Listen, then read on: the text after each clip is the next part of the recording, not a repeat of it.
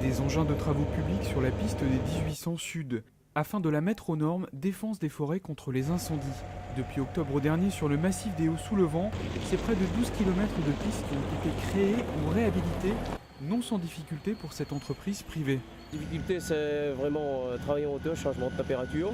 Le climat, le temps devient capricieux à n'importe quel moment, donc ce qui fait de temps en temps il y a la pluie, ce qui ne nous permet pas de travailler. Ça nous mobilise quelques jours, ça nous met du retard aussi sur le planning, et aussi l'approvisionnement, parce qu'on travaille avec du matériel d'apport qui vient quand même de Saint-Paul. Au Maïdo, entre le sentier de la Glacière et la route forestière, il y a eu 3 incendies majeurs en 40 ans. L'Office national des forêts se doit de développer les pistes. Les pistes permettent aux moyens de lutte au sol d'accéder au plus près du sinistre. Alors après, pour que les pompiers puissent intervenir en sécurité, il y a des bandes latérales qui sont débroussaillées pour éviter que les camions volent et que les hommes soient menacés directement.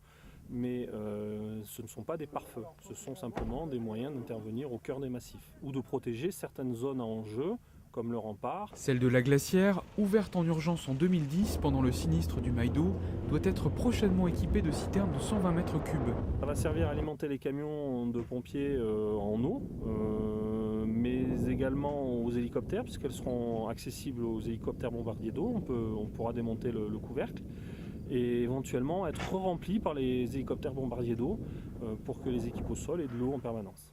Érosion, espèces envahissantes comme l'acacia ou l'ajon. Ces travaux permettent aussi d'éviter la destruction d'écosystèmes fragiles. Les près de 7 millions d'euros financés par l'Union européenne, la France et le Conseil général qui vont être dédiés au plan de défense des forêts contre les incendies.